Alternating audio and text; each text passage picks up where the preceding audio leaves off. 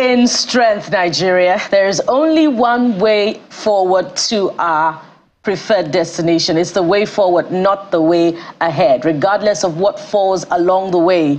Resilience, in a sense, is applied optimism. So let's stay positive. Good morning and welcome to the Morning Brief on Channels Television. I am Bukola Koka and I'm here with my men. Welcome to the program.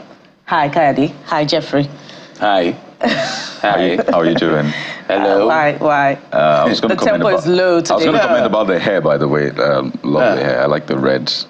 After the last 24 hours. So, I had to take my time to warm up to it and come up with the appropriate words and all of that. You know, right? The same thing with you? No, I'm just After looking. 24 hours. No, I said it yesterday. Not today, by the way, but I said it yesterday. Hello, women. That's a characteristic of men that we should watch out for. We noticed it, but we didn't just speak about it. Those are two different things. Because there are national issues on the front burner. Serious issues. Major national issues. More important than hair.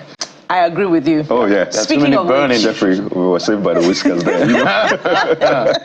You do your hair and say, I didn't notice my hair. Okay. Nigeria has too many problems, man. Okay. Macroeconomic problems. Tell them. Security. There's a lot to talk about.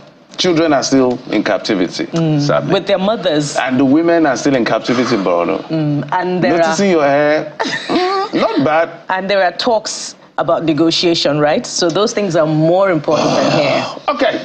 Welcome to the show. We're just chit-chatting all of this. I'm Jeffrey Uzomo. Thank you so much for being part of the show. And of course, I always tell you, let's make a choice on how to be happy as much as possible. It's not easy. That's why we keep, trying to help you to affirm that it is actually possible. Let's also say that whilst you're thinking about doing things positively for the people that are great people, which we have a lot of them, in fact, they are in the majority in the country, there are people that sit down and all they think about is how to destroy this country.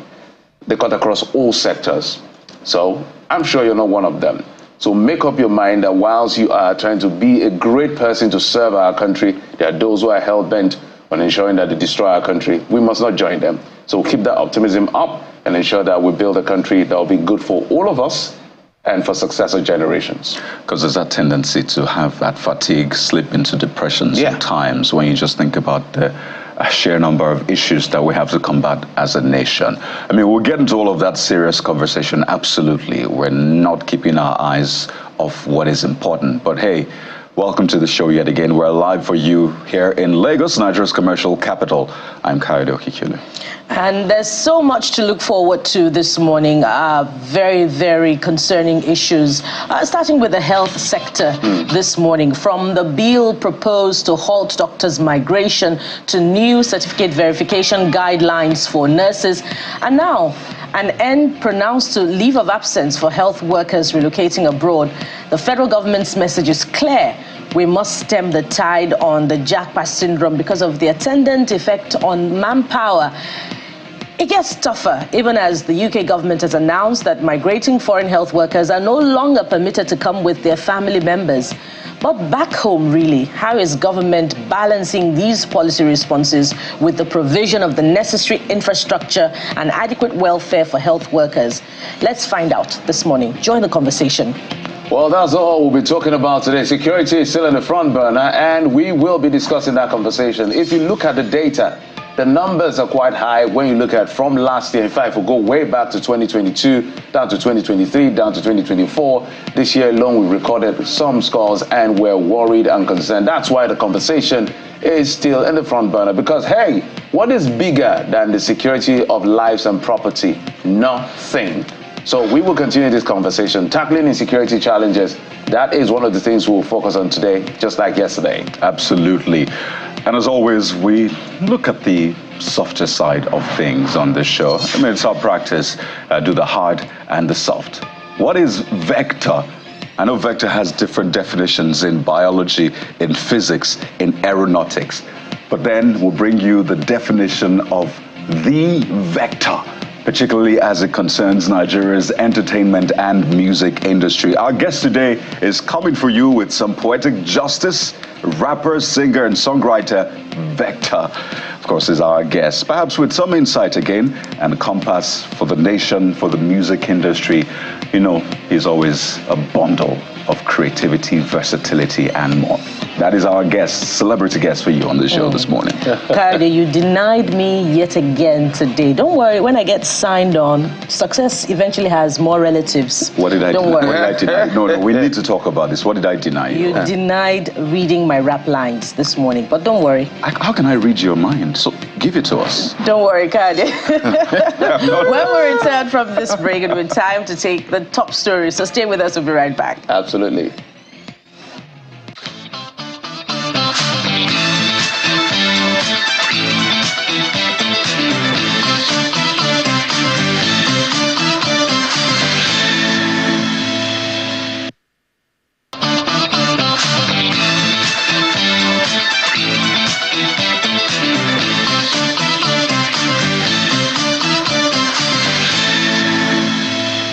Welcome back to the Morning Brief on Channels Television, and time now for the main stories this morning.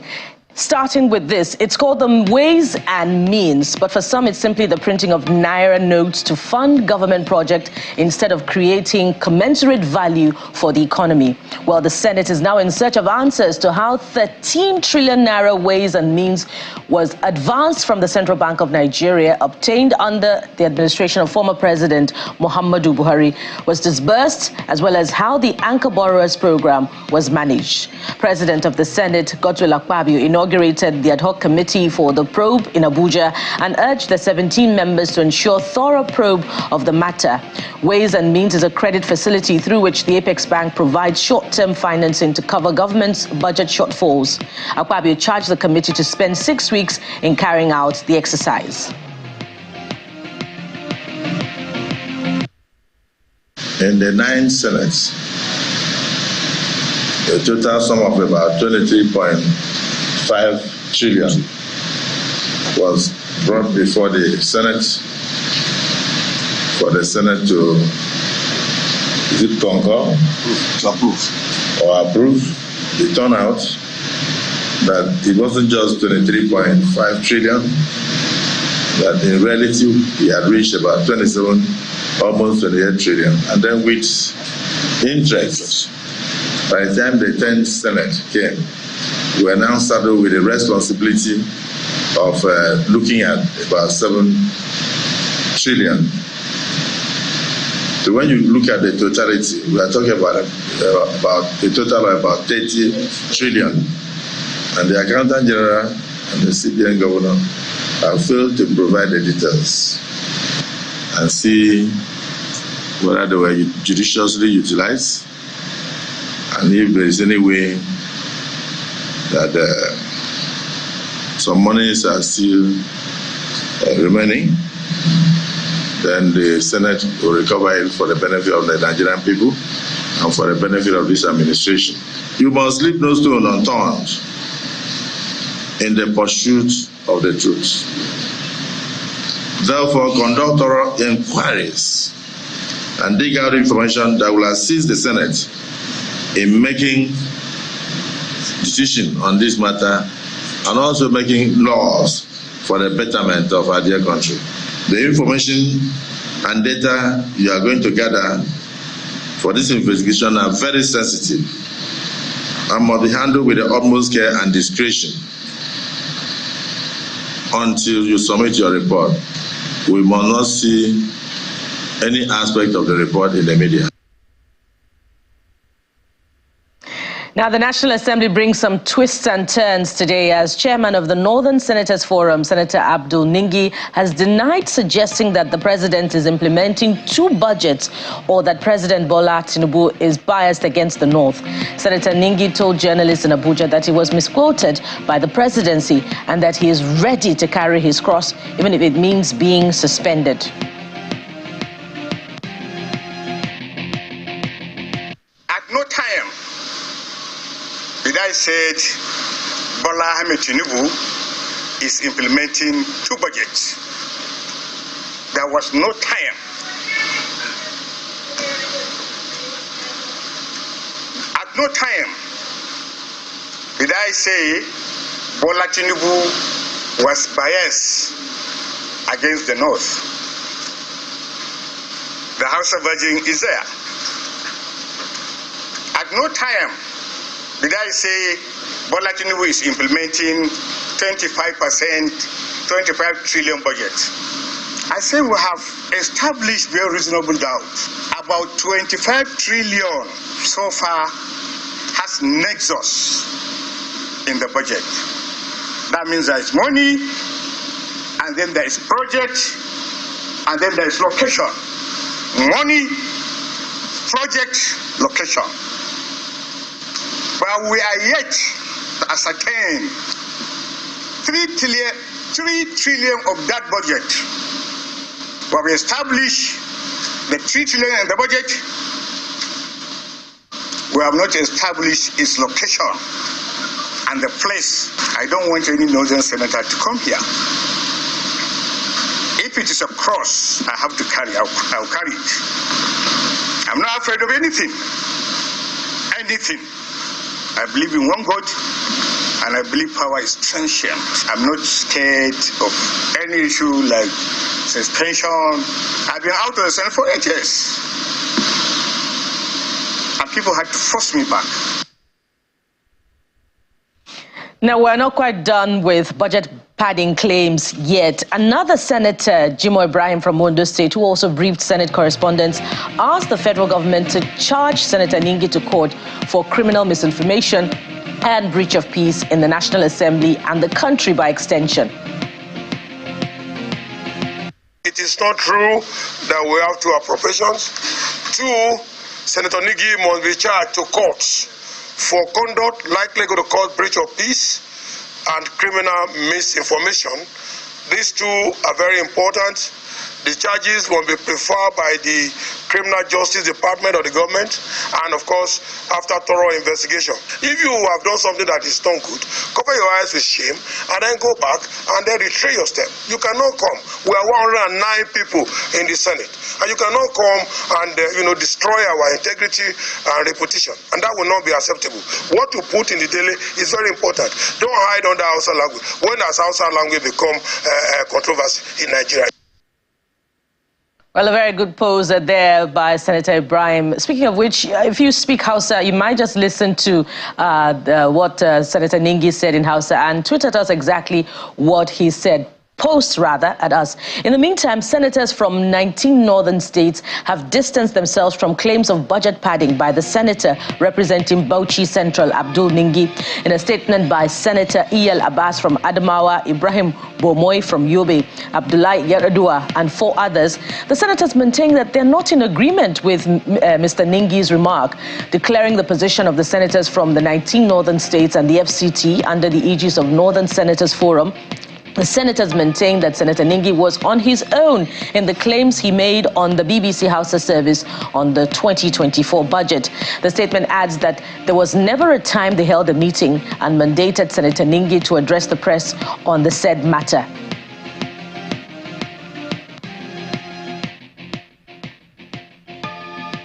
Away from that controversy on budget padding claims, as we look at issues of insecurity, more concerns are trailing the recent abduction of school children and others in Kaduna, Sokoto, and Borno states by bandits.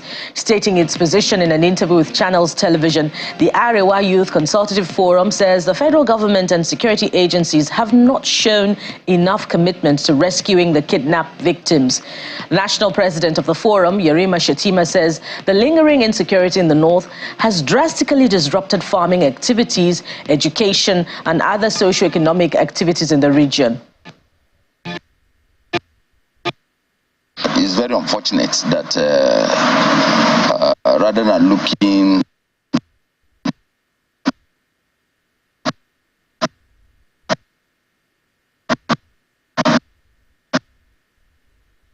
apologize for that hitch in delivering that audio to you. To legal matters now, the Economic and Financial Crimes Commission, EFCC, has told Justice Oyedamola Ogala of the Lagos High Court, sitting in Ikeja, that chairman of Ibeto Energy Development Company, Chief Cletus Ibeto, has paid back 1.5 billion naira in 2 tranches in respect of the 4.8 billion naira fraud allegations for which he was charged before the court. Counsel to the EFCC, Senior Advocate of Nigeria, Rotimi Jacobs, also told the judge that the defendant, president paid the money as part of the ongoing plea bargain discussion between the anti-graft agency and the defendants. He adds that the defendants have agreed to pay the balance within the next 3 months, and counsel to the defendants, Adebayo Oshodi, did not deny or confirm these claims.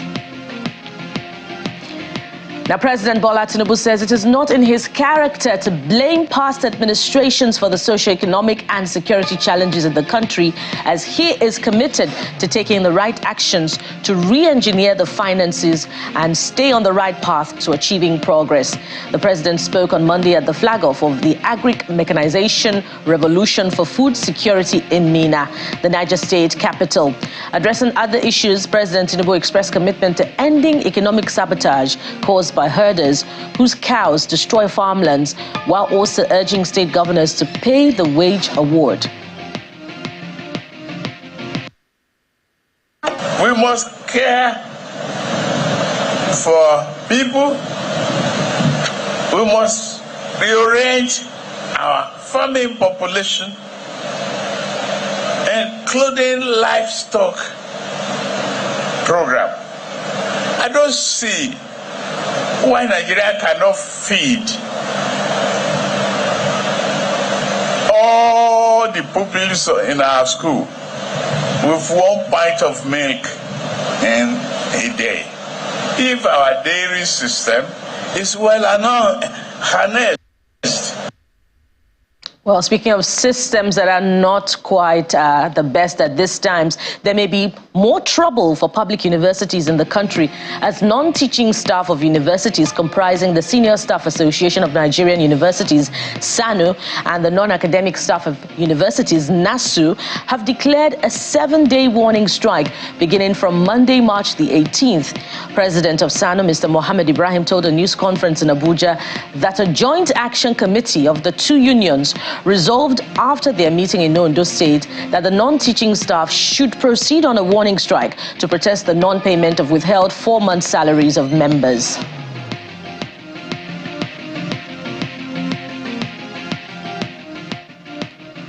And outside our shores, violence in the capital, Port-au-Prince, ramped up once again over the weekend as heavily armed gangs attacked the National Palace and set part of the Interior Ministry on fire with petrol bombs.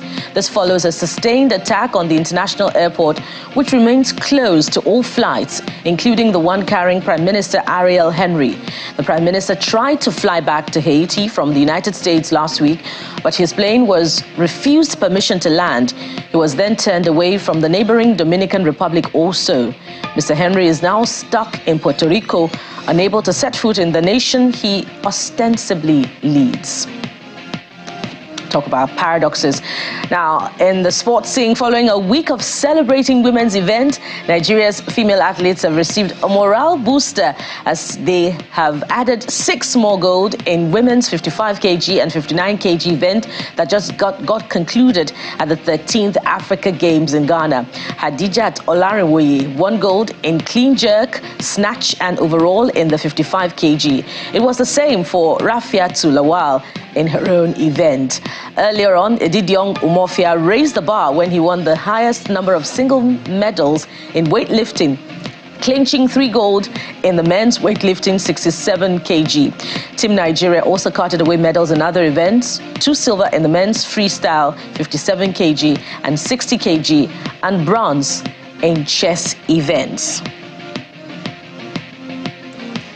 So what are your own thoughts to some of these stories making headlines? Jeffrey joins me now for a review of that and reactions to other stories as well. Hello, Jeffrey. Yeah, Bukola, there's a lot, as always. This is a news station, so there's always a lot to talk about. Yeah. The back and forth with the Abdul Ningi's comment, I think it's pretty simple on both sides. If he's made an allegation, let him present those facts, and then whoever wants to refute it should refute it rather than this back and forth. I think what he was saying is, in budgeting, there's an amount, there's an item to be spent on, there's a location for that money to be spent. He can't trace, in his own view, about 3 trillion or what these monies are meant for. So he feels that, is this miscellaneous or something? So if he has those facts, bring it to the press, put it on the table. Let's see in what ministries this where these expenditures are coming from, and then we track and we look at all the numbers so that everybody wins. Because he doubled down on it. He's not backing out. He said he's ready to carry that cross. He still stands on what he said. He said I was misquoted for other things. That's not my interest. What I'm talking about is that 3 trillion naira, there's nothing we can trace to it. So if that is his fact, let him present it at the end of the day.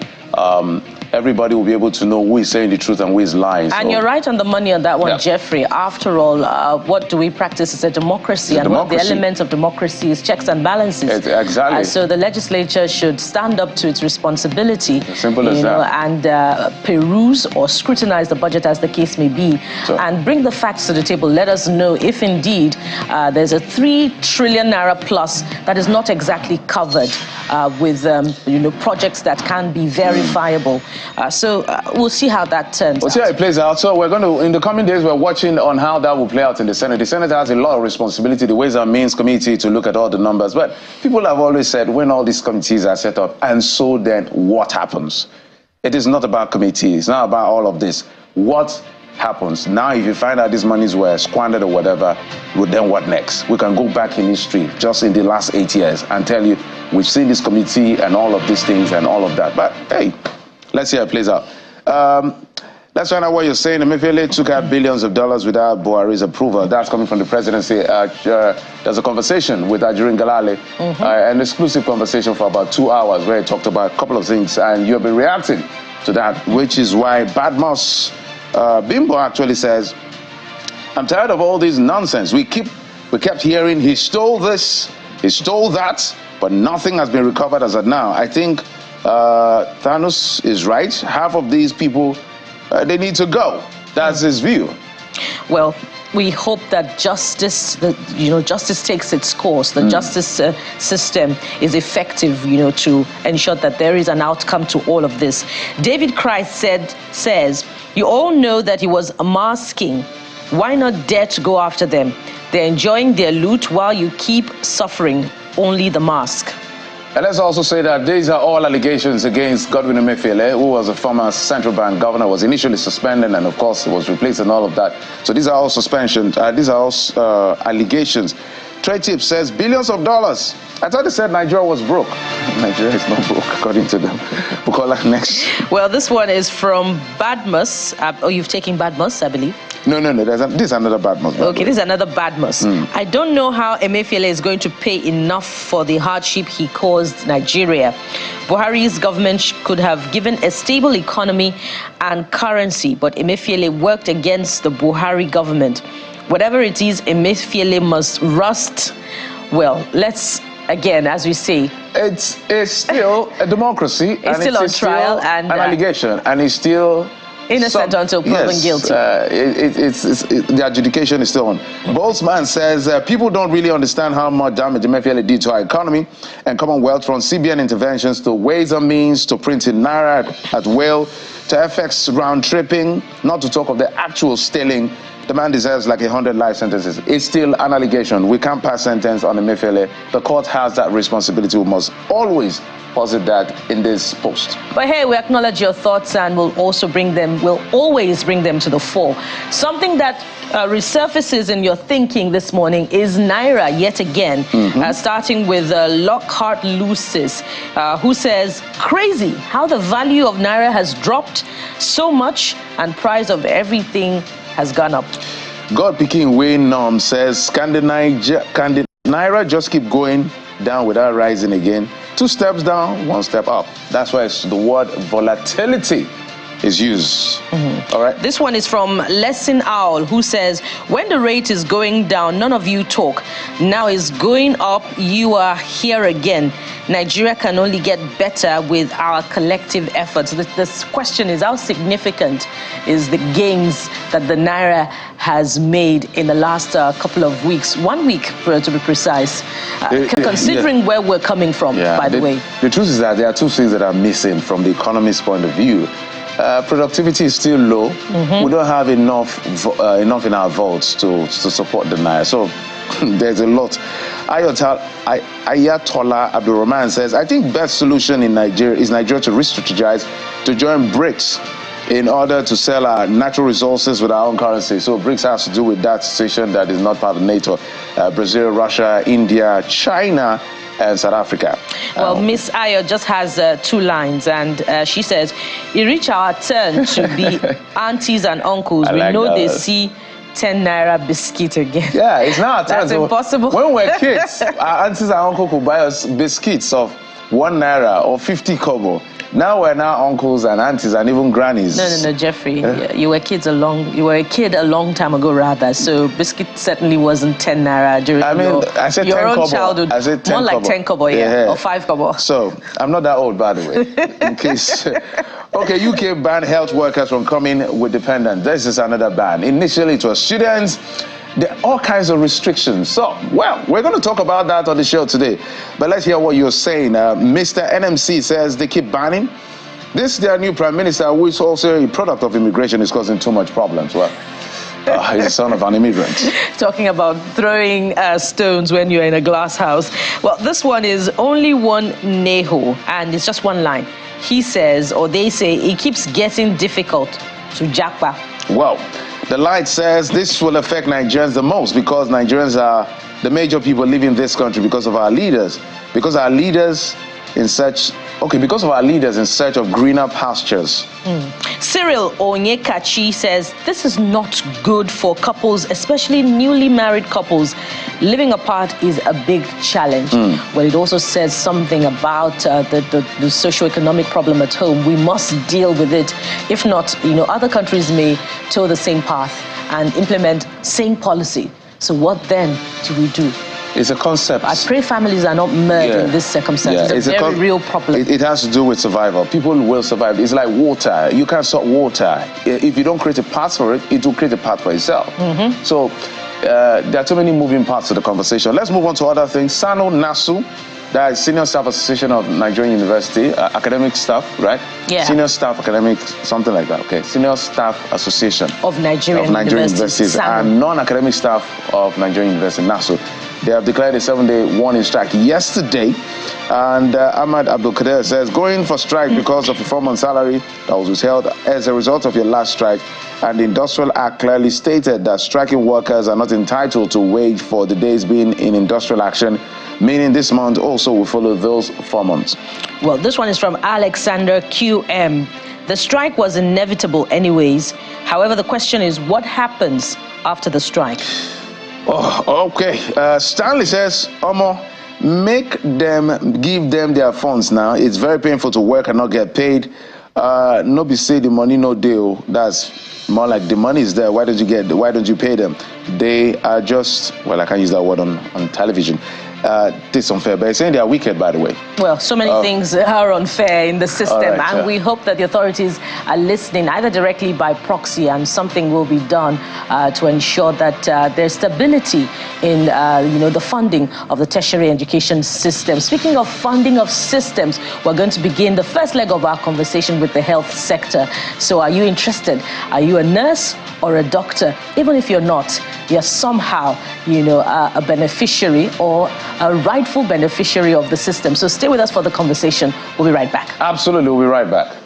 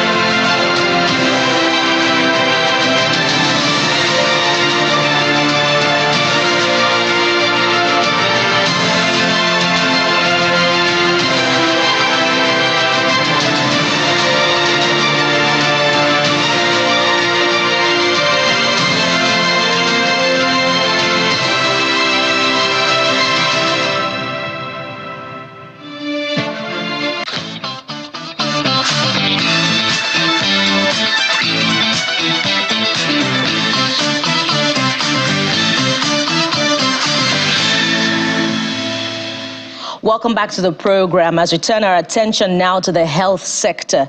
Now, in 2023 alone, according to the Nigerian Association of Resident Doctors, nearly 1,500 doctors migrated from Nigeria to other parts of the country. And the reasons, of course, are not far-fetched, from lack of infrastructure and poor welfare of medical personnel. And the government has come up with yet another measure, this time no leave of absence for medical workers who are migrating abroad. And of course, we know the end game to all of this. But how are medical health workers taking this new measure? Let's have this conversation as we have joining us the president of the Nigerian Medical Association, Mr. Roland Ojima. Mr. Roland Ojima, welcome to the Morning Brief. Thank you very much. It's my privilege and honor to be here.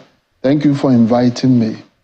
So let's start with this leave of absence. How is the association and, of course, medical workers across board taking it? And in addition to that, I'd like you to also provide insight about this practice. Is it customary for medical workers to take leave of absence, and then that will be en route to their migration? Yeah. First of all, let me thank all of you that are in the studio for bringing up this issue. A few days ago, when I heard that the government is planning to bar healthcare workers from having leave of absence, I chuckled to myself and I said, there they go again. Another knee-jerk response. Let me make a confession before I continue. I must tell you that the relationship between the way the current Minister of Health, his Minister of State, even the Permanent Secretary in the Federal Ministry of Health and Social Welfare have been approaching issues in the health sector, I think is commendable. So I must commend them before I proceed. But the fundamental truth is this. Is the healthcare worker a public servant, stroke civil servant or not? If the healthcare worker is part of the public service, I believe that whatever is applicable to a civil servant or a public servant should be applicable to the healthcare worker. The Constitution of Nigeria does not allow undue segregation against anybody for any reason. And therefore, I am not a legal expert, but I believe that if the healthcare worker is part and parcel of the federal or state civil service, and there are laid down benefits within the system of that service, nobody should bar the healthcare worker from benefiting from what other public servants will benefit from. And let me also say this. I don't know how they got the idea that you actually need to take a leave of absence to Japa. And even if you are going to take a leave of absence, please, do you write reason, Japa? You don't come and put up a reason and say, I'm taking a leave of absence because I want to Japa. So I don't understand. You see, leave of absence is allowed for civil servants. Does it mean that the healthcare worker, if he has an opportunity for developing himself further outside this country, will no longer be allowed to do that? He's allowed to go on that leave of service, stating the period he wished to be away and stating why and what he was going to do with those periods. And he's even allowed an extension if the institution and the system he works under approves it. So I think we should stop chasing shadows and face the reality before us. We all know why these people are leaving. The solution to the problem is mitigating the reasons that are pushing them out of the country, what we call the push factors, because we cannot handle the pull factors. They are not within our grasp to handle. The pull factors are what is pulling them, those things pulling them out of the country to other countries, while the push is what is pushing them from within the country out of the country. So government has set up several committees. I was in a committee with the National Association of Resident Doctors, medical and dental consultants from 2002 to almost 2023 to 2013. And we proffered solutions, and everybody abandoned those solutions. And I'm seeing another attempt at barring healthcare workers like they tried to do, that doctors cannot leave Nigeria until after 5 years of practice, which was not well thought through. Let us sit down and tell ourselves the truth. There is a reason why they are leaving. Then mitigate it, and the problem will be solved. So apparently you're uncomfortable with the whole idea of the policy direction, which you tend to look at in terms, like more like cherry picking. We need to also broaden the conversation as to why this is happening, which you've highlighted. Maybe we'll go back to some of the proposals you've made, because we're looking for solutions. Given the importance of health workers in our society or in any community, perhaps is why the government is reacting the way they are reacting. These are just recent numbers. If you look at the last 5 years, the numbers are alarming. So what were some of those ideas that were put forward that have not been considered by government? Now we're seeing the aftermath of neglecting those ideas. Thank you very much. You see, we keep approbating and reprobating. We were in this country when some ministers say that we have enough doctors to export, that they should be allowed to go. And suddenly, those you asked to go are going, and you are now panicking. I thought we have become an export nation for healthcare workers. And we are even discussing gaining taxes and income from departure of healthcare workers. Now, let me tell you, the fundamental reason why they are leaving is poor remuneration. Poor remuneration. Another issue is poor health sector financing. Okay? People should stop beating about the bush. As a developing nation, African countries got together in Abuja in 2001 to x-ray what they need to spend as leaders of government or heads of states to be able to lift our healthcare sector out of the doldrums. And they came to their own agreement that they need to dedicate at least 15% of their annual budget to the healthcare sector. And from 2001 till today, Nigeria has not dedicated more than 6%. Are you going to perform magic? So you need proper healthcare sector financing so that the doctor can go to work or the other health workers in a comfortable environment. We are talking of global warming. Have you been to our clinics where we train medical students? You see one doctor with up to 20 students in one room without air conditioning and proper control of ventilation, and the man is sweating. He's supposed to be corporately dressed so that the patients can have confidence that the man taking care of them is not coming out of the gutters. And another issue is the kidnapping.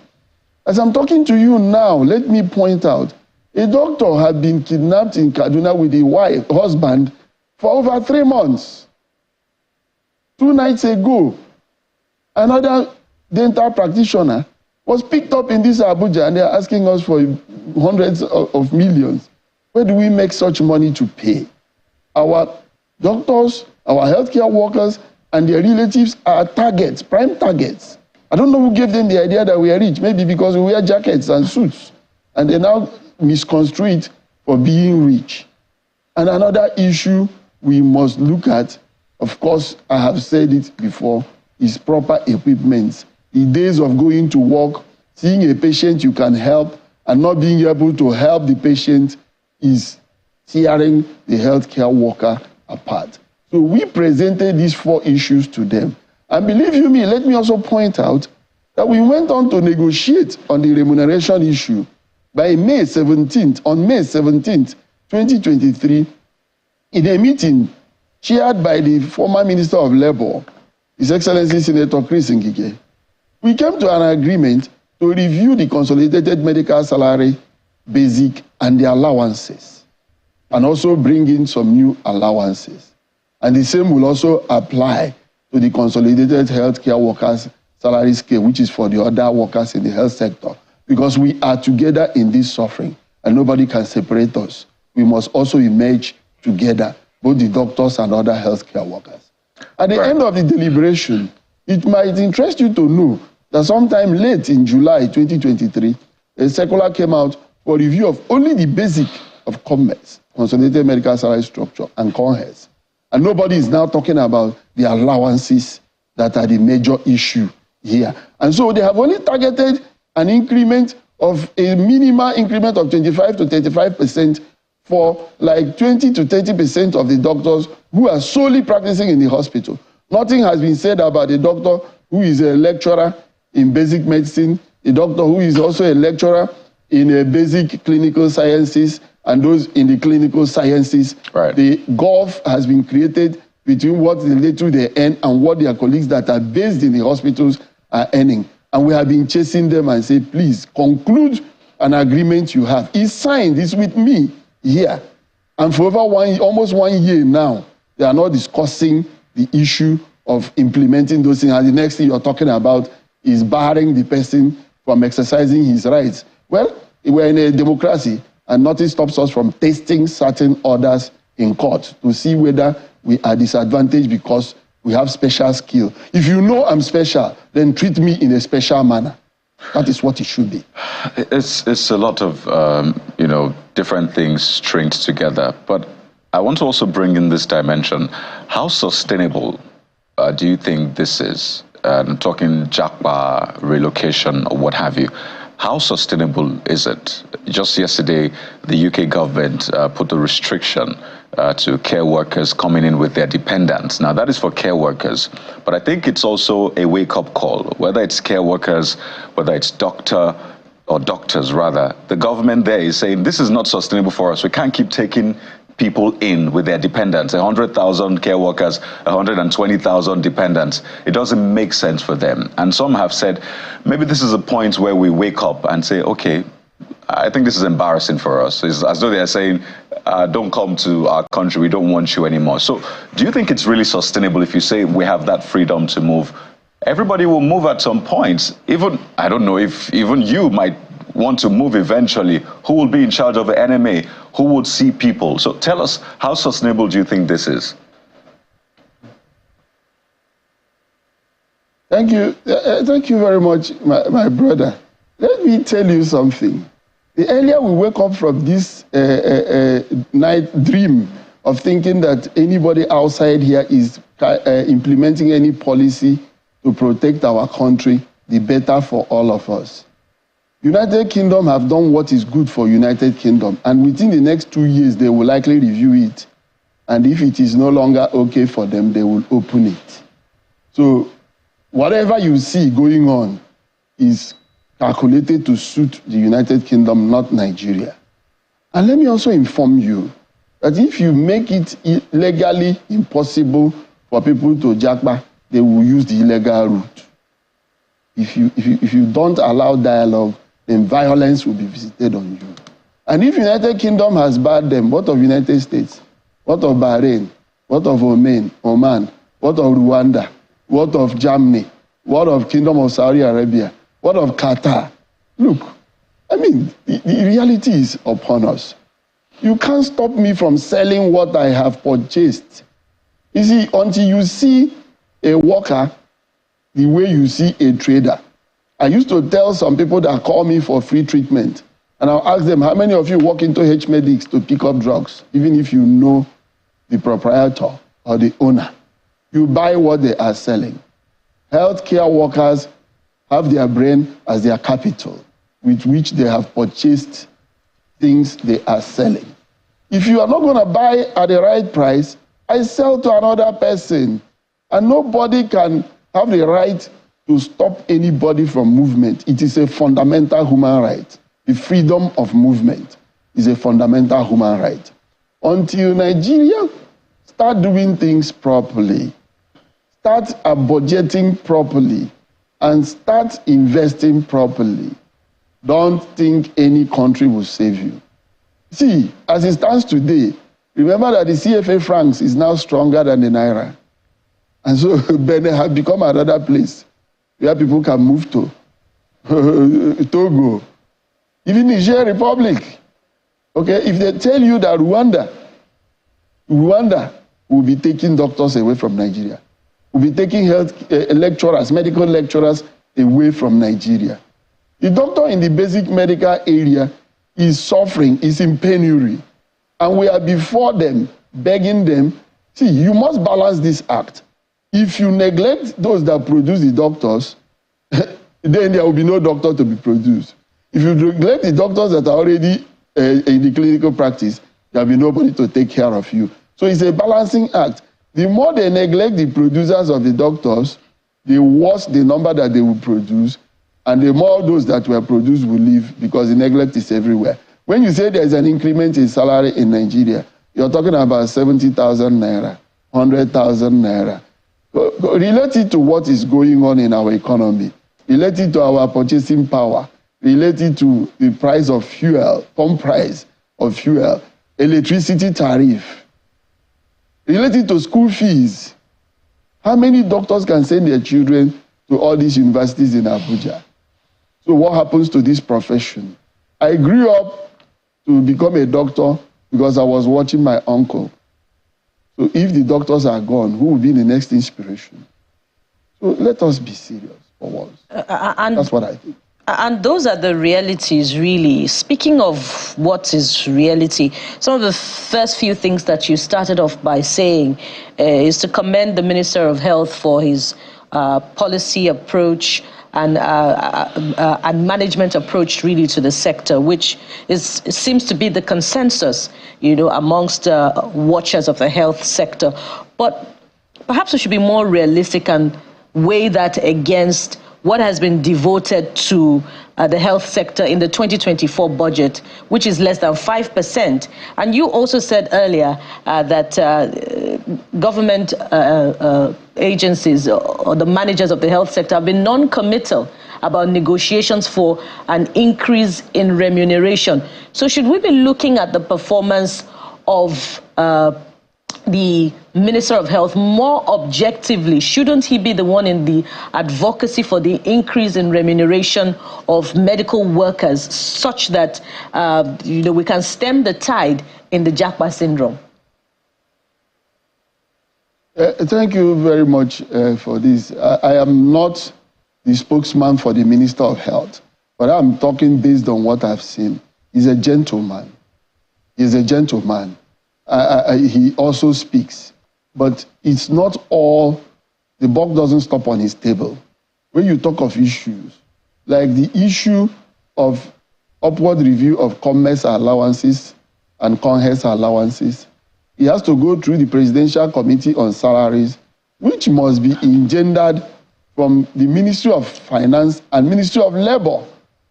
It is after the Presidential Committee on Salaries has come to an agreement that it can now go to the president, and subsequently from there, if approved, the secretary to the government will send it to the National Salaries, Incomes and Wages Commission to produce a circular.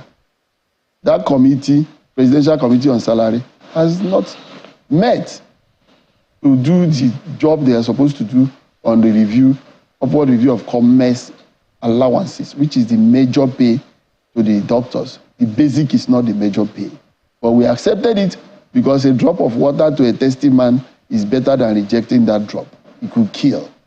So we still call on government, President Bola Ahmed Tinubu, to please direct the Ministry of Finance and Ministry of Labor and Employment to meet in the Presidential Committee on Salaries with Ministry of Health to be able to push forward the further improvement in remunerations, which is the main solution. And also to improve funding of the health sectors. I've had a lot of time people say doctors are not managing the healthcare sector well. I always break into laughter. How many healthcare sectors that belong to federal government have collapsed? How many banks have collapsed relative to the bankers and economists? What is happening to our currency that is being managed by them? What is happening to the health sector? How much is given to the health sector? If you give the health sector the type of salary you give to people in CBN and people that work in the treasuries, I'm sure you will have a world-class system. So you don't underfund a system and put a man there to perform magic. That is not acceptable in anywhere in the world. And I'm sure no hospital has collapsed. Yeah, the services may be poor, but we are still running barely on nothing. The cost of diesel is killing the whole teaching hospitals and federal medical centers across Nigeria, specialist centers. So the essential truth is that the buck doesn't stop on the table of the Minister of Health. He is doing his bit. He's one man that has called me to so many meetings, unlike other ministers. Once there is an issue that is getting hot, he will be there. His Minister of State will be there. And even the permanent secretary, I cannot take that away from them. Unionism is not madness.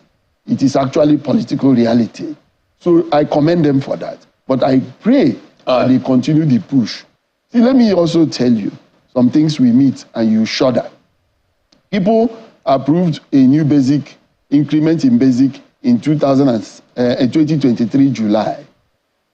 To be effective in February, it started being effective February this year.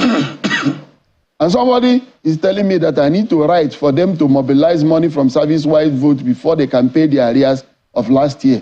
I, the president of Nigerian Medical Association, have to be part of the process of cranking up the engine of government to do what they have promised they would do. Shouldn't it be a given? If you play golf, you know what they call a given. It's a given that when you have made a commitment, you mobilize the necessary funds and go ahead. We only got there, they told us they will start in February and they will pay arrears this month. We only got there last week to find out the only arrears they have ready is the arrears of January. What of June 1st to December 31st, 2023? I was asked to go and write letters and start chasing letters. So I now live in Abuja chasing letters. Well, it may be good for my physique, but it is not healthy for my mind. It is not good for Nigerian. Thank you. Doctor, when you look at the statement of the United Kingdom on this ban or restriction they are trying to put for dependents, it's basically two things for me. On one hand is broadly protectionism. On the other hand is productivity of dependents, which they put at 25%, that is stretching their public service further. So perhaps if the immigrants and their dependents or the dependents are more productive, maybe they'll review all of that. But that is their own issue, which is why I say protectionism. So let's come home. Let's begin to break down. How much does an average, say, house officer, a registrar, a consultant earn? And what are you looking at? Because the NLC, for instance, has said, oh, 30,000 is not enough. In fact, we're looking for 1 million, looking at the inflation number. So let's pose it properly. An house officer, I don't know how the category is now. I think a registrar, consultant, maybe you help us break down the categories and how much they earn now, and what you're looking at in the future in terms of this negotiation. Thank you very much. You see, let me say this clearly. What we are earning is pittance. I don't mind communicating to you quietly. Because sometimes if you tell people you're earning 200,000 naira and they're earning 50,000 naira, you become a target for kidnap. But it is pittance. You cannot compare it. If I were to leave Nigeria today to a place like Saudi Arabia, I may earn like 5 to 6 times what I'm earning without tax and with other incentives. So I'm careful because you say, there's a saying that in the land of the blind, completely blind, I'm quite mindful of that blindness is not a handicap per se. It's a state. If somebody is totally blind, somebody with one eye will end up the king. So in our economy where everything is down, but let it be known that doctors earn between 200,000 to a maximum of about 1 million naira, from the lowest to the highest. That is where we are as of today, okay? And now, if you want to pay properly, if we really want to be, if they want to pay us properly, they have indices upon which they can base their assumptions. The inflation between 2009, when we got the commerce salary scale, to now should be looked at. The variation in purchasing power between 2009 and now should be looked at. The pump price of fuel between 2009 and now should be looked at. And of course, the exchange rate in 2009 and now. My brother, when you put all this together, in fact, when we did our own causal analysis, we found out that what we were paid in 2009 is about double in value what we are earning today. And therefore, you will need at least 200 to 300% increment in whatever it is now to achieve stability before we now start talking. Well, and don't tell me there is no money. Please, nobody should tell me there is no money. Because if a father comes home robust and tells his children that there is no money, they should please manage to be hungry. It is not acceptable. Well, Dr. We are looking at them. They are buying imported You're cars. getting to the they point. They are having a good time. So right. We are all in this business. You're getting to the point that we were just going to anchor on. And I think it's an important point to really raise and wind down on. So let us speak to this now. Where should we, and I'm saying we, I mean government, right? Where should government take the money from? And I want you to be as frank with us as possible. So we have spending for defense, we have spending for education, we have spending for government, even though government is trying to cut down government with the Oronsaya report, and we have spending for other things. If you were to advise government that, see, we have looked through the budget and we've seen these areas that we can get this money from, scrape it together so we can fund our health sector appropriately, where will that be, Doctor? Thank you very much. Even though it is not my job to do, they hired someone they are paying to do the job you are trying to give to me. No, it's all hands on deck, Doctor. It's democracy. We all have to be involved. Yes, I'm coming. I do not invite his ministers to tell me how to run NMA. That is the truth of the matter. And I don't think I'm doing a bad job. Now, what I'm saying in essence, wherever they got the money to recently increase the salary of judiciary. Are you aware that the salary of judiciary has been increased and they didn't have to go on strike? They didn't have to even talk about it or sit on negotiating table for days and nights, sweating. Wherever they got the money to increase the salary of judiciary, there is more money there. Wherever they got the money to buy those cars that are in hundreds of millions, there is still more money there. Whenever we get the money to carry all the delegations and the large groups to move around, there is still more money there. So the fundamental issue I'm getting to is the fact that it is a matter of priority and choice. If the government chooses today that they will take good care of the health workers, they will dedicate necessary resources to it. We are paying our legislators well. We are paying the judiciary well. We are paying the executive well. And people keep asking, where do we get the money? There is a place they are getting money to do those ones. Let them also get money from there to take care of this. Let them get money to fix the healthcare sector. The primary healthcare sector is almost gone. I thank the minister for focusing in on that area. It is quite important because suddenly the tertiary health structure has become both primary, secondary, and everything. Let me use this opportunity to make a clarion call. 30 seconds now. Governors in Nigeria. 30 seconds, Please.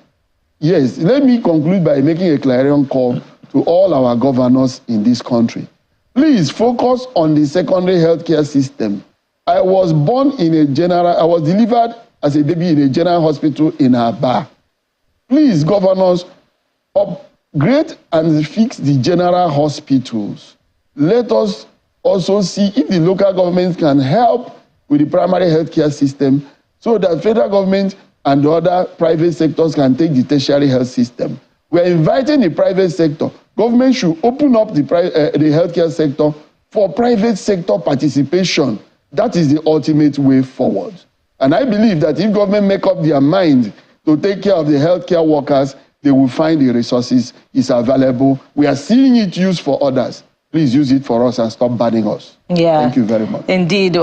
When there's a will, they say that there is a way. And what you said, Doc, about source of funding is significant of, what that line from long ago, that Nigeria doesn't have a revenue problem. What it has is a spending problem.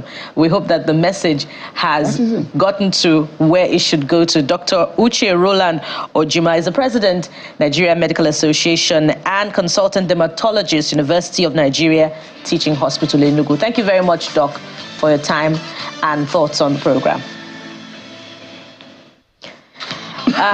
very constructive conversation there. And Dr. Ojima said what they earned in 2009 is 2 times the value of what medical doctors are earning now, and they would need 200 to 300% increase in salary to make the balance.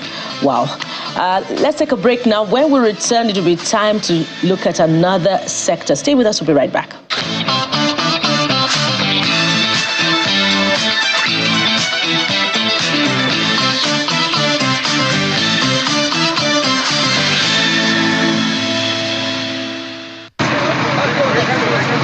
Kuriga, a sleepy community in Chukwun local government area, is about 2.5-kilometer journey from the Kaduna state capital. The community shares boundary with Birnin Gwari local government, one of the hotbeds of banditry in Kaduna state. The community came under heavy attack on Thursday morning by bandits who invaded the government secondary school and Lear Primary School, both located within the same premises. Following the attack, Governor Uba Sani abandoned his official engagements for the day to visit the community. The governor arrived Kuriga almost at nightfall and heads straight to the palace of the village head, Lawal Abdullahi.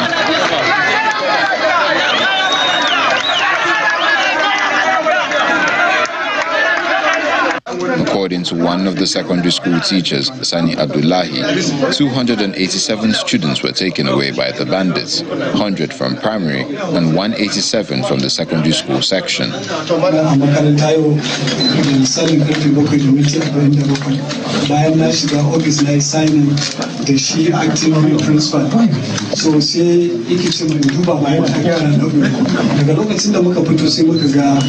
Bandits ne gaba ɗaya sun yi occupying gaba ɗaya makarantar su yi marketing everywhere. So muka fara tunanin ina za mu sai suka ce mana mu yi daji. So muka yi cikin daji kuma gashi suna da yawa. Yara ne suna biye da mu almost sun mutum 700 suna bayan banda ma primary suna pupils. So bayan mun yi cikin daji sai Allah ya ba mu mafita mu da wasu yara sai na samu na dawo ta bayan gari na dawo cikin gari na zo na yi report cewa ga abin da ke faruwa. So daga nan dama sun fara alfahari. While thanking Governor Sani for his prompt response to the attack, the tearful village head appeals to him for a permanent security formation in Kuriga community.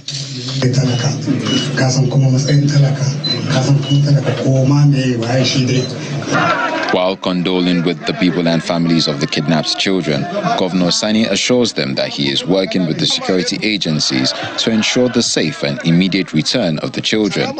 He also promises to establish a permanent police station and military base in Kuriga community. We are doing our best. I'm going to work with the community leaders. I want to work with the traditional leaders here, as well as the youth, to ensure that every child return back home by the grace of God. I discussed with the National Security Advisor. He has assured me they are also working, and I've also spoke with the GOC Women Mechanized Division. He has also assured me they are also trying. Here we are with the Commissioner of Police and the Director of SSS, and all of them are working closely with the government under my leadership.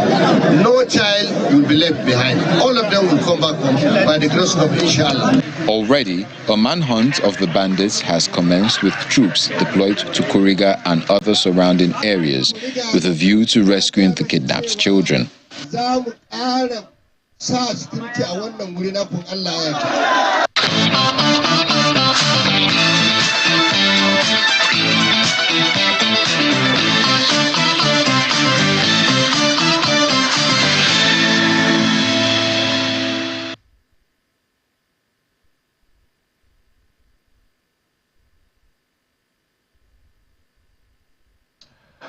Welcome back. Of course, it's time for us to talk about that very important issue. This security issue of Nigeria is a never-ending conversation.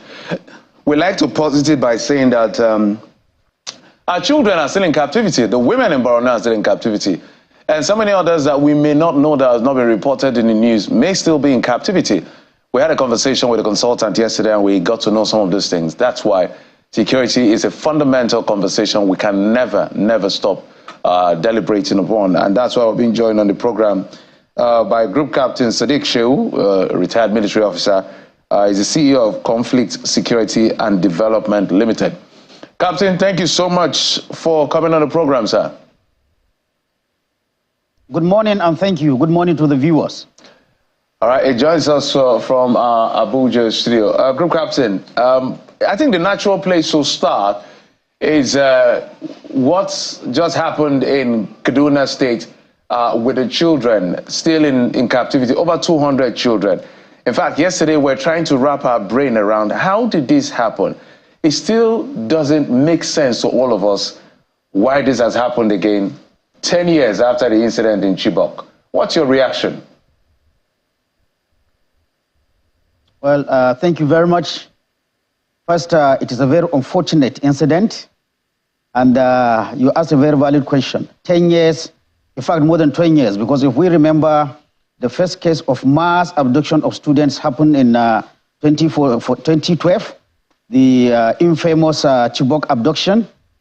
Since then, unfortunately, we've been having, I think this should be about the 75th case. That, I have to say, when I say 75th, that is a reported case. It is even possible that there are cases that were not reported. But for the ones that came to the media, which is the only way we can keep track, this is about the 75th attack on schools and, and abduction of students. Some of these attacks led to loss of lives. Some didn't lead to loss of lives. Some were resolved by paying ransom. Some, in fact, the unfortunate thing is that when the incident happens, there is a lot of media coverage. But we tend to forget that in most of these incidents, again, not all those people that were captured are eventually released. The Chibok girls are still there. The Federal University of Gusau, we have not released all of them. But there's a tendency in Nigeria. When one story breaks, it obliterates the earlier one, and so we forget. So this is a very sad issue. We may interrogate ourselves, how is it possible that bandits will enter a school that is not too far away from the capital and move away with 280 students and disappear into thin air? Well, I can say the blame can go around to everybody, and there are a lot of missteps that we see throughout. For example, it is a known phenomenon that in the areas of the Northwest, Kaduna, Zamfara, Kebbi, Katsina, to some extent Sokoto, we are facing security challenges. We have, records of what these people can do, what they do to schools. But despite the uproar that greets every abduction, we do not go back and study what went wrong. What are we supposed to do to prevent such an occurrence? For example, let's take this Kuriga school.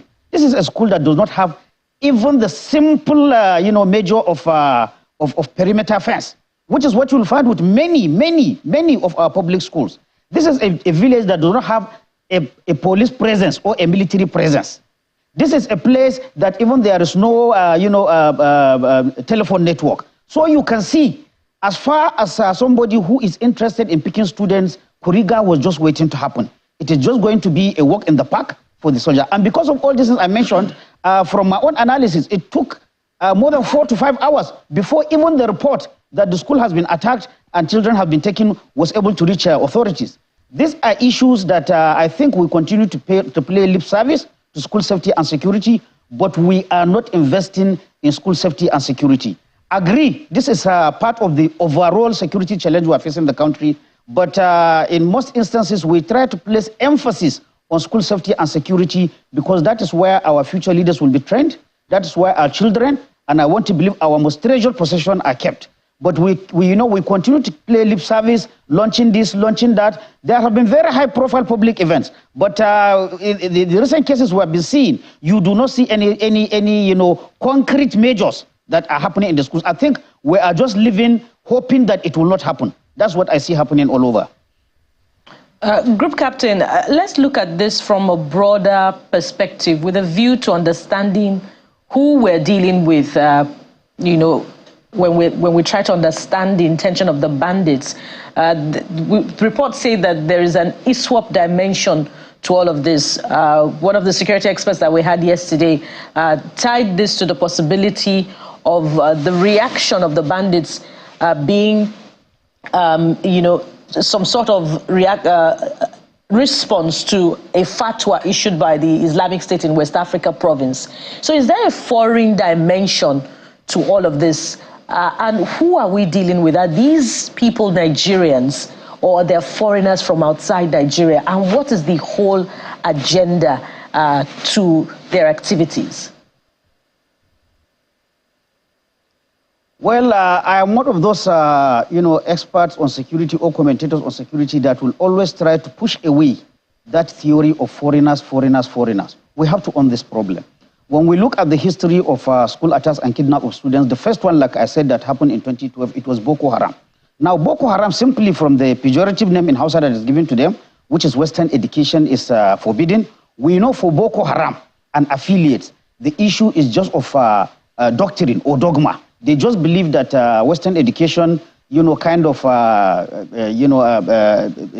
worse, or it interferes with Islamic teaching. So for them, it is dogma.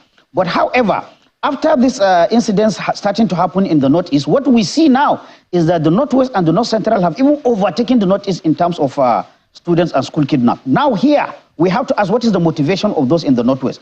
My own opinion is that the motivation for the bandits and the kidnappers in Northwest is different from Boko Haram or ISWAP, which I said is driven by doctrine, misguided doctrine, if I may say so. Now, for this ones here, what we hear them looking, I think it is purely a criminal enterprise. They are in it for the money, either for the money or in exchange for some of the people that they think have been taken from them that they should be released. So I want us to really look at this. Already we're hearing that they have made an outrageous demand of trillions of naira. So again, when we come to say whether there is ISWAP, like the security expert that appeared with you yesterday, yes, sometimes different gangs with different motivations, one doctrinal, one financial, they may cooperate in what is a criminal enterprise. But I want us, to my own understanding, I think we are dealing with people who are monetary inclined in the Northwest and North Central, whereas what we used to have in the Northeast is bent on doctrine or misguided, dogma that Western education, corrupts Islamic teaching. So now that you've identified some of the drivers or enablers of some of these things, why is it quite difficult that when we've diagnosed rightly, we seem not to know how to solve a problem, which is what it's supposed to be? The first challenge is to know what exactly is the problem. The next action is to solve the problem. Where are we missing the dots? We are missing the dots in that we are always caught reacting rather than being proactive. Experts in kidnap and hostage will tell you the best option you have is try to prevent. Prevention should be the issue. When you say, the bandits have already taken hostages and you are talking of rescue, honestly, you are already on a very difficult terrain. So, but I do not see us putting a lot of investment on the preventive measures. Preventive measures, there are some that are even very simple. Some are procedural. Some have to do with electronic security. Some have to do with physical security. When I talk of physical security, you don't erect a school right from inception. You don't do a school if it is a university, for example, without thinking of accommodation for the students within a segregated environment. Of course, common sense says that makes it easier for you. Where you have building universities that all you care is to build classes and maybe laboratories, whereas the students can go anywhere and live and come in, like we saw in Federal University Gusau, you already have a problem. And that is becoming like a concept of building universities. Forget about, when you don't think of accommodation right from beginning, that is why your problem of security starts. When you talk of other schools, you build a school, you don't put even a simple perimeter fence around it. You don't have trained, trained security personnel organic to the school. When I say trained, it's not just to go and carry one 80-year-old retired policeman or retired military man who is always sleeping and says your security man, Baba me God. That is not security. You need to have able-bodied men that will complement the security of the school. Do we do security drills like we see in other countries? Even us as parents, do we play our role when we go to PTA? After paying thousands of naira, do we ask the school, what do you do in case there's a shooter in the compound? What do you do in case, what security plan do you have? So you can see the missteps are so many. When you talk of electronic security, how many schools care, and certainly not public schools, how many schools care to put CCTVs so that even if something happens, you have faces, you have cars that you could track. We do not have these things. So what we have is always, they strike, they take the students, and like I said, we are negotiating with a kidnapper that already has hostages with him. Honestly, he has the upper hand. Because this rescue, I hear people saying rescue, rescue, rescue. Even for the most trained, the highest elite hostage rescue teams, rescuing hostages from a kidnapper is never going to be easy. In fact, at best, we have a 50-50% chance. Of course, some people, again, go to the extent of saying, let them bombard anybody, which I never share. Because the purpose of rescue operation is to restore those people that have been kidnapped safe and sound.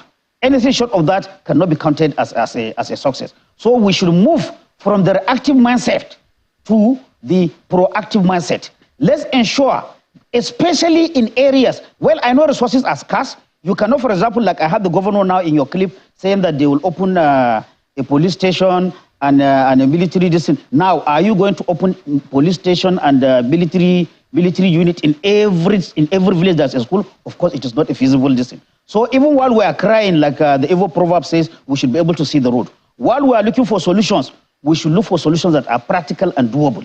But like I said, in fact, even the government, we have the Safe School Declaration, we have the Safe School Initiative, but who is enforcing this issue of what a school is supposed to have? State governments or federal governments are the ones that register secondary school and universities. What guidance have they given to proprietors that you must have this, you must have this, you must have this as part of your security plan before we approve your registration? Nobody is thinking of that. So like I said, we have to move from the reactive to the proactive mindset. And that's what I do not see happening for now.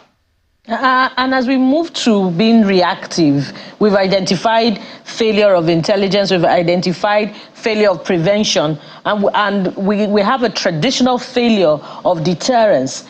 So what would be the challenge of the managers of our security, whether it's at the federal level or at the state level? One of the issues that the government should look at is to ensure schools can be broken into different types. There are schools that are owned by federal government. Here, like the federal government colleges or some of the federal universities, there it is the responsibility of the federal government. And I think not only the federal, it is the federal government that signed the Safe School Declaration. There are issues that are supposed to be done at the federal. In fact, I'm expecting the federal government to use the federal universities or the federal government colleges as model of how security and safety can be embedded in our schools. I do not see the federal government doing that. When you come down, most of the schools, again, are owned by state governments. So that means if you are the owner of the school, state governments, you also have a responsibility to ensure that you put minimum security standards which are well documented but not followed. Again, the state government has an additional responsibility of ensuring when you register private schools, there are proprietors that open schools, give them a guideline that your school must have this, must have this, must have that as a condition for your registration. When you come to the school owners, they also have a duty of care. You don't just collect heavy, school fees from parents and then you have nothing on safety and security. Like I said, it is a national malaise. Whether you look at the attack on our railways, we always think of security as an add-on. Security and safety never goes into the initial planning. So this is the problem we have. You also have to train, host communities where these schools are. We know that the siting of a school, whether university or secondary school, is a great political debate in Nigeria. And every community knows the benefits of siting a school. But then, for the payment of that benefit, you have to make them co-owners of the safety and security of that institution. But the general public are not security experts. So again, it is incumbent on the federal government, on the state government, to sensitize the security, the host communities of these schools on how they too can contribute. Then finally, even the students themselves, whether in primary or secondary school, you owe them a duty to sensitize them, especially again in areas that are security challenged. When I say areas that are security challenged, of course, Northwest and North Central come into it, because out of the 75 attacks we have so far, Northwest, I think they are carrying about 70% of those attacks. So we really have to, sensitize an all stakeholders approach. And to our security forces, when I'm researching on this document, I found that not more than 3 years ago, the police said that they have launched a special squad. It was a very big event, I remember, covered even by you, Channels TV, almost all the TVs carry it. I would without being disrespectful or thinking that I foresaw it, when I saw that event, I was thinking, is this event only for Abuja? Is this what is supposed to be for safe schools? But what did we have? After the launching of the special squad, have we heard that the special squad of the police, took part in this, or contributed in any way to this attack in the schools that we have. After the police, we also had the civil defense. They also said they have a special squad. The emphasis on special squad. If I may come in there, we do not see. If I may come in there, Group Captain, you have identified many layers of care and of management of security. But really, what I'm asking you to comment on is the competence of the leadership, where it flows from. Either it's at the federal level or it's at the state level. For instance, in many states of the Federation, stakeholder security initiatives are springing up. So the leadership that is supposed to be provided, for the inspiration of these layers of security at the even at the most basic level, the local level, the school level, are you seeing it flow from the top to the bottom? And if not, should there be a review of what we call the security architecture if they do not have the necessary wherewithal in terms of competence, in terms of ideas, in terms of inspiration to lead the charge where security is concerned? Thank you very much. Leadership. Like I said, when you look at issue of schools, there are different authorities that have a role. The federal government, the state government, even local government, and also the school owners and the host communities. So if we want to talk about the blame for what is happening, each of these stakeholders can carry their own blame to a certain extent. Let's start with the federal government. The federal government is the one that should set guidelines. The federal government is the one that signs initiatives like the Safe School Declaration. So it is after adhering to such a declaration, you should be implementing. But not only in this case, Nigeria is quick to sign declarations, treaties, conventions, but the implementation is always a problem. So there is the role of the federal government, which we are not seeing. There's also, again, the roles of the state government. The state governments, they are the ones who provide licenses for schools to operate. They have their own schools. So definitely for their own schools, they carry a responsibility. For schools that are owned by other people, they have a responsibility to give guidance. We do not see that happening. So again, like you said, up to the down level, there is a role that everybody can play, but it is not being played. For the security stakeholders, like I said just before you asked this follow-up question, we see them operating in silos with everyone. We hear, you read a lot, yes, there are initiatives been this in safe school, this special squad for this, police special squad, civil defense special squad, civil defense national crisis management center for 7 schools. But the reality is on the ground, beyond the show, beyond the ceremonies in Abuja, this has not trickled down. This is just an example. If you are talking that safe school and you are living a school that does not have even a communication with the security agencies, this is what happened in Kuriga. No telephone. And in the absence of telephone, you do not have a VHF or UHF radio that even the principal can call and say my school is under attack. So we should move away from these ceremonies and this, launching this, launching that, and move to concrete measures that will give security to safety. I want us to understand in discussing school safety and security, of course, we are doing the discussion again in a climate, a total climate of the general lack of security. But the emphasis on security in schools is because of the emphasis on our future leaders, the emphasis on our treasured, most treasured possessions, which are the children. If we cannot provide security for our children, and there is this feeling that for experts in development, if you want a country or a community to continue, education must not stop. So that is to say, despite the security challenges we have, extra effort should be ensured that education does not stop. Whatever Group Captain, it's interesting to hear some of this perspective, and we've listened to loads of experts and officials of government, and it's very worrying that during elections, no matter how remote an area is, ballot boxes will find a way to those remote areas. But when it comes to the dividend of democracy, then excuses start flying everywhere, all over the place. So my question is, what else can be done as a deterrent? Because people are tired, people are fatigued. We've been talking about this 10 years, 15 years, people keep talking about this. And people perpetrate this evil, and yet we don't see execution. We don't see proper judicial process and seeing people being executed for killing other people. What else do you think can be done to stop all of this? Because it will not stop until something drastic happens.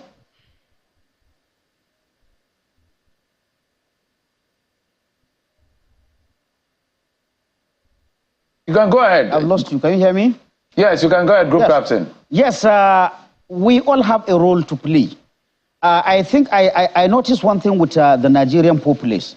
You know, when an event breaks, we don't have a long attention span. I just finished telling you, and I think you said your guest yesterday told you, some of these schools attack that happened that received a lot of attention. Give it 2-3 days, it is gone. And I think the leaders, our leaders, they understand the mentality of Nigerians. We can never keep something.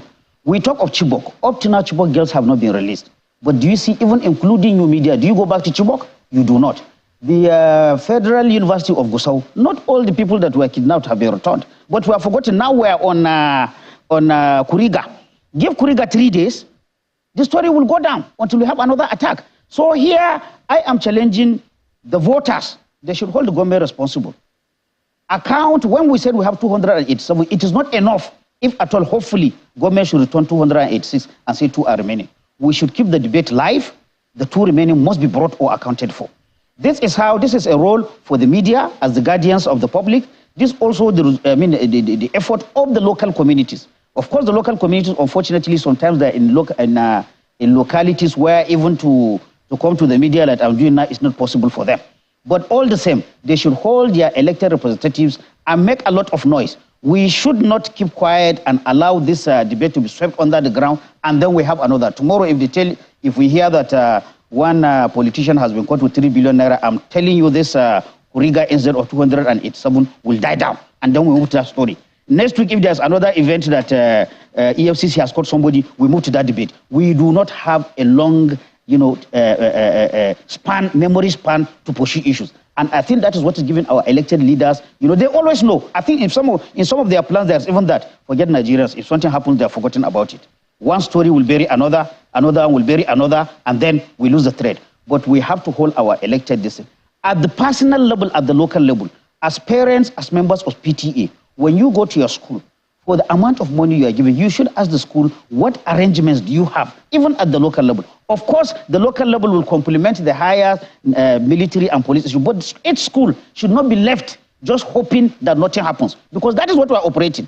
Most school is just hoping it will not happen, not that they have anything on the ground. It's for the same reason that you see in many of the cases that I follow, when there is a kidnap, in fact, this 287, they even tried, because I think within a short time we're able to know. In some of the cases we have, you don't even know the number of people that were taken. If a school is attacked and students are taken, and after 3 hours, the school authorities cannot say, this is the number of students, then definitely that shows me that it's a school that does not have anything concerning security plan. The first thing you do is head count as soon as normalcy returns, so that you know how many people you are looking for. But we do not see that. So you're saying that, in other words, parents should resort to self-help and settle for the status quo, which is the incompetence of the managers of our security. By all means, that's not what I mean. I said they should hold them responsible. I think that came out in my remark to your question. We should hold our elected leaders responsible. We should not allow our ball to go away. We are talking of 287. I want to see this story kept alive.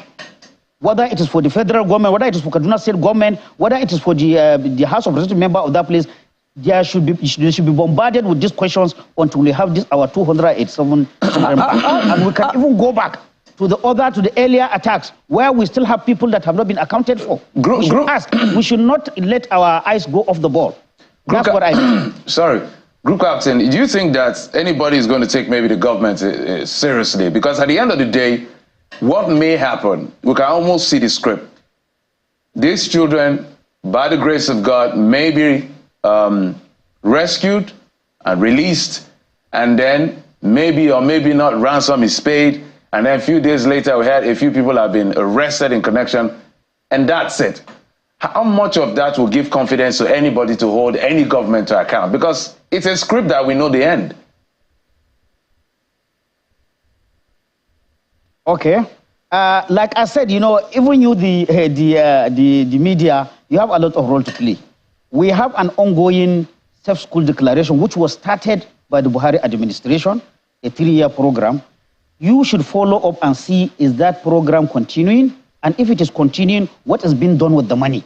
You don't give people money and then you just go back to sleep. Government has not done enough if it even gives money. We should follow that. And you mentioned rescued. In general, I would like to comment that when such an incident happens, there are 3 or 4 things that are likely to occur. One is that there's a negotiated release.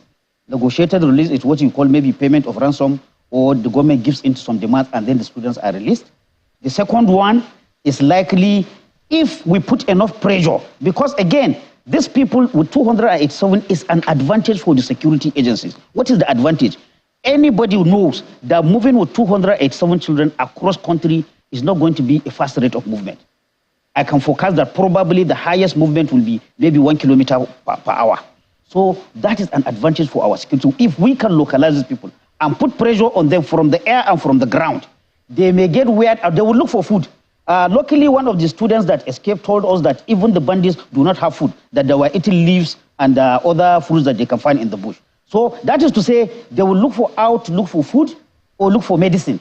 All eyes will be on the surrounding this. If we put pressure on them on air, on the ground, it is again likelihood they get weird out and release the students and escape. That is a second alternative. The third alternative, which I don't want to think about, is the rescue. When you say rescue as opposed to negotiated release or the bandits getting tired and releasing, rescue now you are implying a situation where a security forces exchange fire with these people and then the students are. That is a very dangerous option. And any hostage negotiator knows that that should be the last option, because with 287 students, you don't know their location within the general area. You don't know how to differentiate them from them and the bandit, even though they are small children.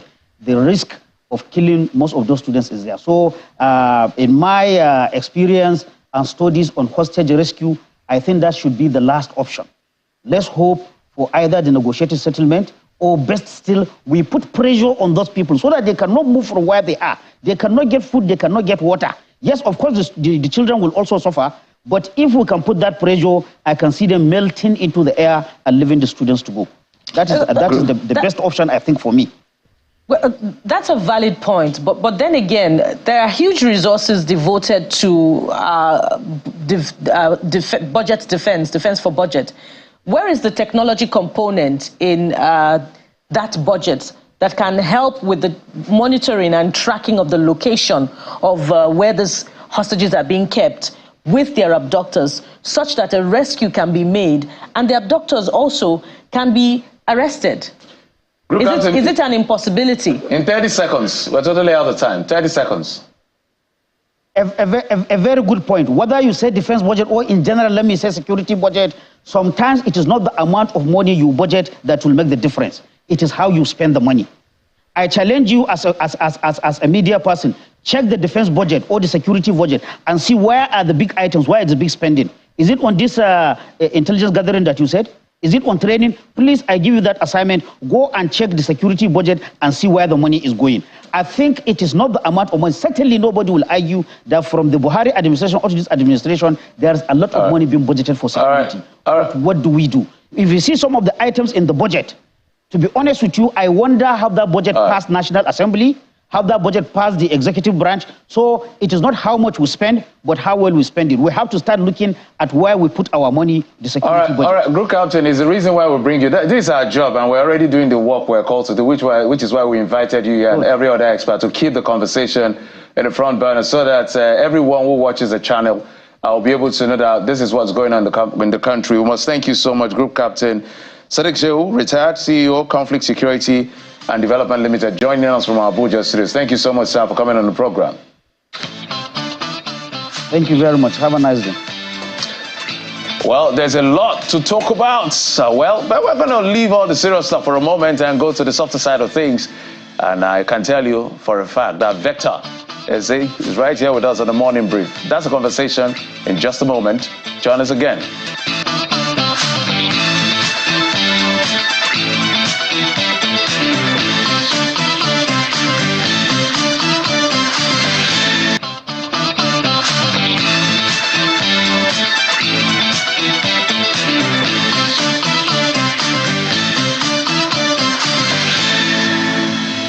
Well, so many fake people, but we're keeping it real right here on the Morning Brief. You just heard that one. It's the latest from our next guest. So let's just get right into it. We have VEC joining us. Vector, real name, if you're going to be signing the checks and all, Olanrewaju Ogumefon. Vector, good morning. Good morning. How are you? He's a musician, rapper, and the list goes on and on, versatile. I know before we came up, we were talking about, softer things, light side of things, and we just had a passing comment like, the country is really tough. I know countries around the world are going through stuff. So before we get into your craft, which you're big on, I know you don't shy away from social issues, political issues. Security is one of the big ones now. I know you've been to the Northeast. Yes, I have. You joined the military and you've interacted with them. I also know you've spoken about how your father, God bless his soul, had to go for peacekeeping missions and the rest. So speak to us about how you're internalizing all of this, because you've had a feel of what it means to be with security and even in that space. Yeah. And you're a citizen going through some of these things. How are you internalizing all of it? The incentives are not encouraging for the security men. You can't say damn them and their PTSD and expect them to be civil now, can you? I saw that. You can't. It's basic. Have you seen the barracks at Falomo? The car park next to it is finer and more livable than the barracks that has the men that are supposed to secure. And this is across all boards, from military to police. Just basically, they're not taking care of the forcemen, so the incentive that inspires you to put your life on the line is not even there. The life you are living is on the line, talk less of the one that they want to take from you. So that's basically, we're doing too much with expecting institutions to be steady, but then people run institutions. And these are people that are being neglected. So what do you think will happen? There will definitely be sabotage and infiltration. It's security detail. So I'm not sure if this is bars, but it's hitting really deep, and it's brilliant the way you put it. Maybe I may need to play this over after this interview just to really get down to it. So that's how you feel, and I love the fact that you're using your art to speak to these real issues. Yes. But we have to talk about vector. Yeah. A lot of us studied in school. We defined vector, physics, biology, magnitude and direction. Let's define the vector we have before us today. You've been in this industry. I think I was reading about you. You said you did your first recording, was in 1999? You had a group there. Bada Boys, St. Gregory's College. Exactly, from St. Gregory's to Unilag. Yes. And then you became the vector a lot of people know about. So speak to us about where you're at right now today. I haven't gone through all of that journey. Still the same, making music. So music doesn't mean, I don't know how people think an artist retires if art never leaves the artist, right? So I'm still the same place, making music, even though I've been kind of like looking for the best encapsulation of what I needed. So that's from sound to sound engineering to production engineering. And I finally found that at some point. And it takes years to build, by the way, because there will always be what we call fugazi people. So you meet somebody who's a sound engineer that's not necessarily the one you're looking for. He may be right for the next guy, but not for you. So that's been a journey on itself or in itself, but so far it's still music, and I guess it's music till the last days. So let's talk about, it's not if I want to take you back to serious talk, but because when you look at the very root of what you represent, which is hip-hop, it is about advocacy. Of course. It's about activism. It's about speaking the truth to power as much as possible, and all of this. So all of these expressions are basically from the movement that historically shows that, look, we have to make our voices heard and push people. And I did ask Bliss this particular question, whether the rap industry or the hip-hop industry, as it is called, is doing enough to represent the concerns that we have as a community. There's a lot going on that is wrong in the country, but I don't know, maybe it's from where we're sitting. I don't know from where you're sitting, what you see, whether there's enough voices that are really speaking to these issues to see how we can, immortalize this moment and as well try to change it. I guess we can leave that to the individuals that feel so. Because if we go by the determinisms, say environmental determinisms, how encouraging is the environment for such a hip-hop that you yearn for? Which has ripple effects in communities, because it has now become a lifestyle that has become constant, that it now damn near seems like people who need the information shy away from the information. A tweet of mine of recent was asking a genuine question: why do people seem to intentionally run away from conscious lyrics? So it's not just about whether the hip-hop industry or the hip-hop movement is doing enough to highlight these things or immortalizing them real time. It's more about a collective effort. So if everybody truly supported the real hip-hop as should be, you would get the real hip-hop. It's kind of like when we spoke about the officers as well. If you take care of the men holding the guns, they will be sane. So it's, yes, we're doing our best. The ones who can't do their best. And I can't blame anybody else for wanting to do something other than highlight issues that have been stale. Nigeria has always had downtime. And it's crazy to think about, because they born me for here. I was born here, and I can tell you that since I was born till now, at least market prices have always kind of like oxidated. I've never had a time where prices went up and came back. Certain things have improved. We dare not sound like we're ungrateful for life as is, but you know, it's a lot more than the hip hoppers and the industry people, or there's no industry, pardon me, hip hop makers. Oh. Well, doesn't it then support the view of people like singers like Kiss Daniel, who dissed the scene some years back and said that rap music is dead, and you know, the best that came out at that time was reactionary tracks from some singers who responded to him, but there's no vibrance from rap performers in the industry, you know, to show that they're not just reactionary, but they're really there out of conviction. In addition to that, shouldn't the challenges that you speak about, you know, provide the bedrock of the inspiration for rap performers, you know, to showcase their art? I'm living testimony to what you're asking me. So as far as doing your bit, your part goes, I'm good. Why would I want to go and speak? First off, I think the narrative of rap being dead is forced. Yes, it is forced. And you may be careful, or you may want to be careful what you allow yourself believe. Because if rap is supposedly meant to talk about the ills in the society, and we all know the media is run by the person with the biggest buck, if that's the truth, there's a high probability that we're intentionally being pushed away from the music that has lyrical message to awaken consciousness.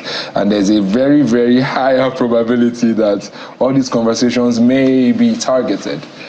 I said may. I choose my words carefully. So I don't know that they are, definitely, but you can't tell me that hip-hop is dead. You can't tell me that rap is dead. But are rap musicians doing enough to prove that indeed it is alive? Would you go to a rap concert and watch rap musicians? I would. How many have you gone to so far?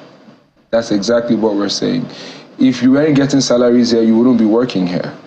So maybe there needs to be more support, but not just because of the genre of the music, but because of the need of the information within the genre of the music.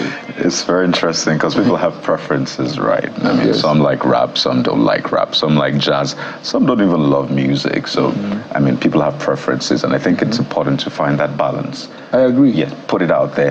But it's quite interesting you said there is no industry. I am tempted to follow that through because people say, how would you say there's no rap industry? Come on. There's no music industry. There's just people doing. There may be a music business industry, but there's no music industry. How many music foundations do you know?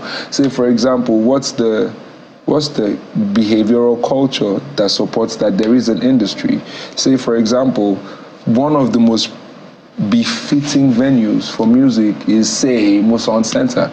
If left everybody is old, they don't want to go there. But you go to the Apollo. So I see the point you're making. Exactly. That some of those things are not there, which is actually a wake-up call. Very valid point. Yes. But something that you've been in the news for, by the way, there's a lot we need to talk about with you, Vector. But one of the things you've been in the news for is that tweet which you put out. And curiously, it seemed a lot of people agreed with you on that. And that's where you were talking about the alarming rate of single parents destroying the lives of their kids out of emotional sentiment, being crazy, some parents using the children to sort of punish the partner and all of that. And that got a lot of attention. It was even reported in the media. I don't know what has come out of it. If you were saying this as a result of an experience you were trying to point out to, but do you think that maybe you were speaking without putting yourself in the shoes of some of those people? Because some people say abuse is real, for example, in a relationship. I've had this partner who has abused me. Why would I try to introduce or expose my child to that? So did you put that out and then got some reactions to tell you that maybe, Vector, you should have put yourself in our shoes a bit? If he abused you and it doesn't, if he abuses you and it doesn't abuse the child, I understand your arguments. If he abuses the child or she abuses the child, keep that away from the child. So you see, the conversation wasn't generalizing. It was speaking to a particular situation. And I'm living testimony by experience. So I'll say, my father, his soul rest in peace. Growing up in a white garment church, I always wondered, say, for example, why they prayed a certain way and why they had certain acts attached to the prayers.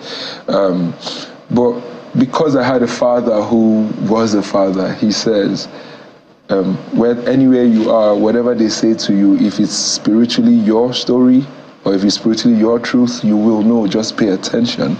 Now, that's what I'm saying. If my mom, say, for example, went by how, because nobody's perfect. So if my mom went by how her and my dad had their imperfect moments and say, for example, she kept me away from him, how then would I have known how to deal with fake pastors? Such a personal situation that nobody can advise you on or that you'll be able to take. But then my dad says, and he stayed in my head. Say whatever they say to you as a message or a spiritual message, if it's yours, you will know deep inside. Nobody can come and tell you, oh, that's your white father. His family wants to kill you. No, I don't have a white father. It's as basic as that. So I'm drawing from that analogy to say that how dare you then let your personal feud with an individual block the natural role that individual is meant to play in the life of another individual. So with my own child, I know that you're by yourself. I'm connected to you, but I'm not attached to you. Can I quickly follow up on that? Just a minute. Let me pick up one of your lines. If one partner is abusing the other and is not abusing the children, the child or children, should that then be reason for the abused partner to stay just because of the balance the conversation that they must provide? For the partner to stay. Okay. The conversation is for nobody to use the child as weapons against themselves, because there's nothing more confusing than a child who doesn't know if their parents are good or bad people. So how would they be in the society? All right. So it's not about partners staying together. I have no right to tell you who to stay with as a partner. But if it takes a village to raise a child and I'm part of the village, I have the right to tell you that you do not weaponize your child against your partner just in case you're creating an imbalance in your child's mentality that creates a cycle in the society. Okay, I understand we're totally out of time. So let's go back to your craft, which is, some people, we have just 1 minute. You've done a lot of social commentary on your music, and which is quite commendable, which is why we brought you, because of the depth of your mind. But we're seeing people gaming the system, literally gaming the system. How does that position the future of music in the country? Because opportunism is happening everywhere, so the depth is sometimes quite shallow, you can tell, with money being pushed all around. And then these things are curating moments, and we're going to sing to these things. Some of these children will sing to these things, and if shallow gives shallow, then shallow represents shallow, and there's going to be... So what do you see in the future? There's shallow in every human situation. There are shallow pastors, shallow imams, shallow babalawos. So it doesn't faze me. I feel like having those conversations takes away from the conversations you can have about the way forward, because that's the norm. Shallow is the norm everywhere. There's shallow in media. a lot of media. But I don't think it has anything. I think we just do ours and do our best. I've dedicated my music to my truth most of the time, whether we're talking party, whether we're talking life, and that's good for me. Because that's all I can do if it's true that judgment is for me alone. There you go. Yeah. So, it's been an interesting conversation. We could go on and on, particularly the way you string words together. We have 30 seconds. Okay. If they are real, that's the latest body of work you have, or latest single, right? Yes. And it's streaming across platforms. So a snippet of that. What would you want to be remembered for, Vector? And finally, as you answer that, if there's a line or a few bars that you will use to describe the situation in Nigeria, how you feel about it, what would it be? The situation in Nigeria, problem. Problem. Your first question is, please. What would you want to be remembered for? I don't have a particular thing I want to be remembered for. Let it just be true. Because to some people I'm good, some people I'm bad. I've heard a lot of times that they think I'm probably a cocky person. So I would never tell those people what to think. So whatever it is that is true, let that be about me. When I'm gone, when I'm alive, whatever is true, let that be about me. I don't want you to see me a certain way other than I am, especially even if I may not be able to tell who I am by God. So yeah. So go out there, stream If They Are Real, his latest work he has. You're almost 40, by the way, Vector. Yes. Whoa. Not at all. I tell you, Olanrewaju Ogumefun, Vector, thank you so much for defining Vector. Thank you for having me. The Vector way. It's been a pleasure having you. Thank you for having me. I appreciate it. I mean, we wish we had more time, but we have to anchor at this point. Thank you so much for joining us. I'm Kayode Okikiolu. Of course, we'll be back again tomorrow, but don't go anywhere. Sunrise Daily is up next. I'm Bukola Koka. Bye for now. Choose happiness, choose excitement, choose positivity, no matter what you're going through. I'm Jeffrey. I'm going to see you tomorrow.